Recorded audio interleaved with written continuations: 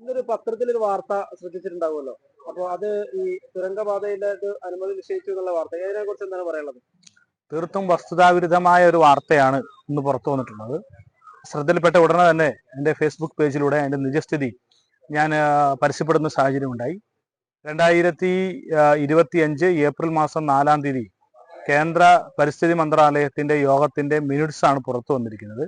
ആ മിനിറ്റ്സിൽ ആ യോഗം ചേരുന്ന ഘട്ടത്തിൽ അവർ ചില അധിക വിവരങ്ങൾ ചോദിച്ചിരുന്നു.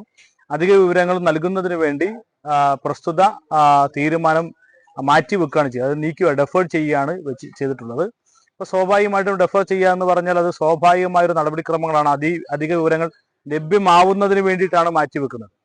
നമ്മൾ നേരത്തെ ആനക്കാമ്പിൽ കള്ളാടി മേപ്പാടി തുരങ്കപാതയുടെ പരിസ്ഥിതി ക്ലിയറൻസുമായി ബന്ധപ്പെട്ടുകൊണ്ട് സ്റ്റേറ്റ് ലെവൽ കമ്മിറ്റിയിൽ നിരവധി തവണ ഇത് ഡെഫർ ചെയ്യുകയും പിന്നീട് ഏറ്റവും അവസാനം നമുക്ക് കഴിഞ്ഞ മാസം 1-ാം തീയതി നമുക്ക് അനുമതി ലഭ്യമാവുകയും ചെയ്യുന്ന സാഹചര്യമാണ് ഉണ്ടായത്. എന്ന് പറയുന്ന ഒരു സ്വാഭാവികമായ ഒരു നടപടിക്രമത്തെ അധിക വിവരങ്ങൾ ചോദിച്ച് അധിക വിവരങ്ങൾ ലഭ്യമാവുന്നതിന് വേണ്ടി മാറ്റിവെക്കുന്ന ഒരു സ്വാഭാവികമായ നടപടിക്രമത്തെയാണ് അനുമതി നിഷേധിച്ചു എന്ന നിലയിലുള്ള വസ്തുതാവിരുദ്ധമായ വാർത്തയാക്കി പ്രചരിപ്പിക്കുന്നത്. അത് വലിയ രൂപത്തിൽ എല്ലാ ചാനലുകളിലും പ്രചരിപ്പിക്കാനുള്ള ഒരു ശ്രമം നടക്കുന്നുണ്ട്. അത് വസ്തുത ജനങ്ങൾ തിരിച്ചറിയണമെന്നുള്ളതാണ് ഈ അവസരത്തിൽ സൂചിപ്പിക്കാനുള്ളത്.